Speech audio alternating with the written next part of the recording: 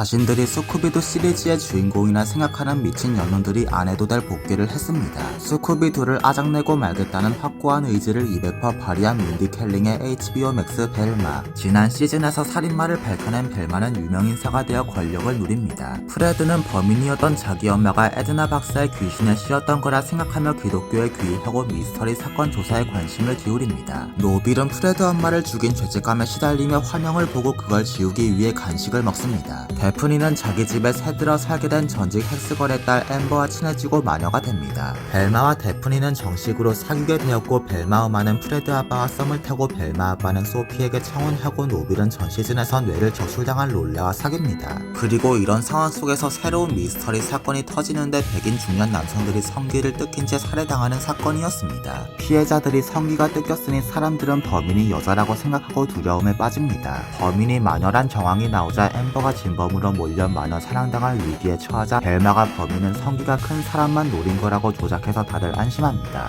그러다 벨마는 피해자들이 전부 스쿠비 프로젝트의 후신들이라는 것을 깨닫습니다. 정부는 여전히 성가신 애들의 뇌를 적출해서 군인을 만드는 계획에 관심을 가지고 있었는데요. 핵심 간부인 엉클 스쿠비란 사람이 벨마 엄마가 카페에서 읽던 에드나 박사의 연구일지를 촬영해서 프로젝트를 재개했던 것이죠. 벨마는 스쿠비 프로젝트로 탄생한 초임 병사의 존재를 눈치채고 그가 살인사건의 배우라고 생각합니다. 노빌이 보던 프레드 엄마의 환영은 사실 진짜 악령이었습니다. 이들은 더블 결혼식을 펼치기로 합니다. 에드나 박사는 사실 살아있었고 그걸 알아낸 손자 노빌과 상봉합니다. 전 시즌에서 뇌를 적출당한 여자애들이 죽어가고 있었는데 친구들을 살리고 싶은 데프니의 부탁으로 데프니 뇌를 적출하고 본인이 그 몸에 들어가서 애들을 구합니다.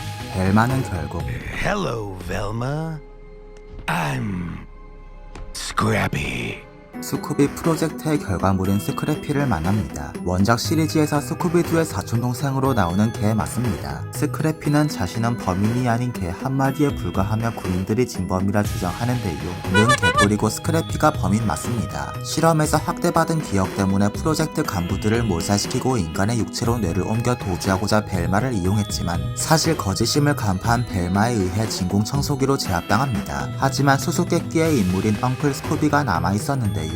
Escaping with Scrappy is Sophie? 사실 엉클 스쿠비의 정체는 소피였습니다. 프로젝트에서 소피는 뇌를 적출할 10대 후보들과 가까울 수 있는 웨이트리스로 위장하는 임무를 맡았고 카페에서 우연히 벨마 엄마가 읽던 에드나 박사의 일지를 촬영했습니다. 프로젝트를 재개한 것까진 좋은데 결과물인 스크래피는 끔찍한 괴물이었습니다. 이 미친 개 때문에 사건을 들쑤시는 벨마와 가족들이 위험하다고 생각했죠. 그러다 에드나 박사가 살아있다는 사실을 알아낸 소피는 박사와 거래해서 스크래피의 뇌를 이식할 몸을 입수했습니다. 그리고 스크래피를 그 몸으로 옮기고 함께 도주해서 가족이 될 뻔한 이들을 지키고자 했습니다. 하지만 박사는 마음을 바꿔 뇌들에게 몸을 돌려줬고요. You all remember Lola? That's Krista, you idiot! 부하개들의 도움으로 탈출한 스크래피는 자신을 방해한 자들을 몰살하러 달려옵니다. 결국 벨마를 죽이고 미사일을 맞습니다. 그럼에도 살아있었지만 귀신이 된 벨마가 스크래피에게 빙의해서 녀석을 완전히 끝장냅니다. 시신의 손상이 심해 귀신 벨마는 몸으로 돌아가지 못하고 지옥으로 끌려갈 위협을 느끼며 이 시즌이 종료됩니다.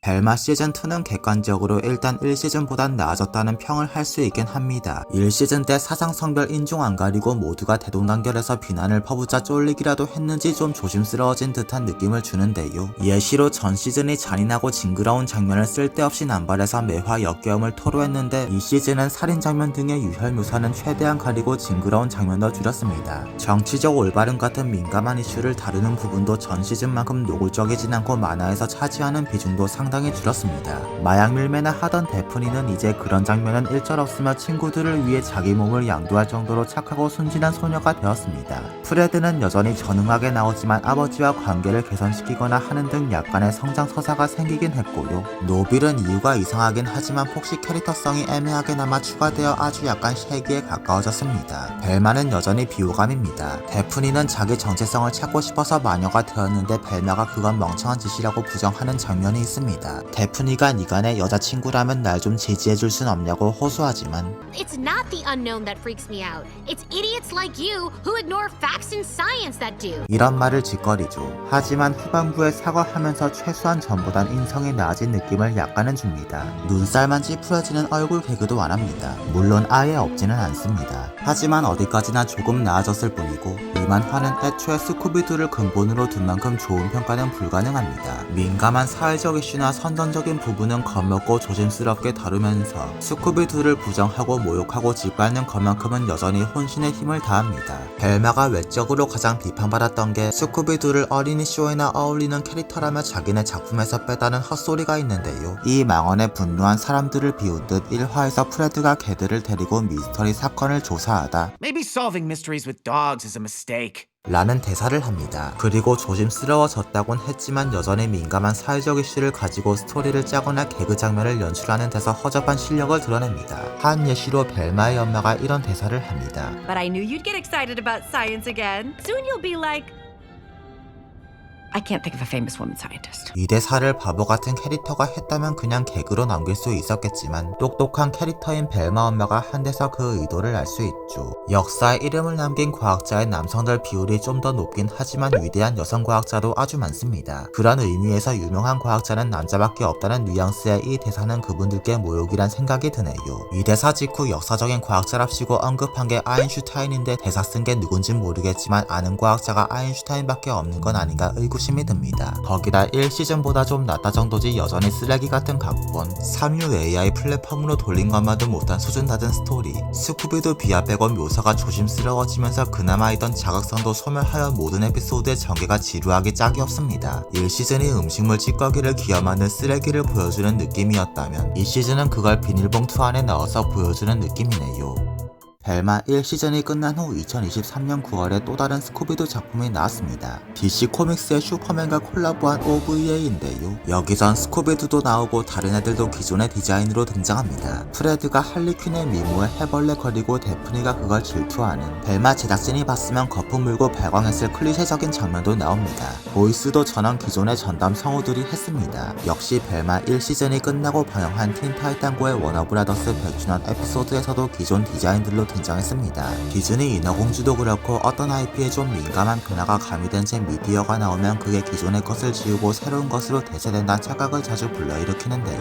그런 경우가 없지는 않지만 이것들은 전부 파생작에 불과합니다. 벨마가 쓰레기 같은 작품은 맞지만 이건 스쿠비두라는 IP의 빌부터 만들어진 파생작 나부랭이에 불과하지 스쿠비두를 대체하지도 대체할 수도 대체할 자격도 없습니다. 스쿠비두는 건재합니다. 뭐 이딴 게 존재한다는 것 자체가 짜증나긴 해도 벨마 시즌2는 이전처럼 노이즈 마케팅이 성공하여 시즌3 나올 가게 선명해졌습니다. HBO 맥스 작품 중 시청률이 5위라는데 그나마 전부 다 관심이 옅어진 게 불행 중 다행이네요. 하나 불안한 건 벨마가 시즌 내내 강조하는 게 뇌의 적출과 욕심을 옮기는 건데요. 다음 시즌이 나온다면 얘네를 원작 디자인의 욕심에 기어넣는 전기로 원작 민욱의 활용 정점을 찍진 않을까 걱정됩니다.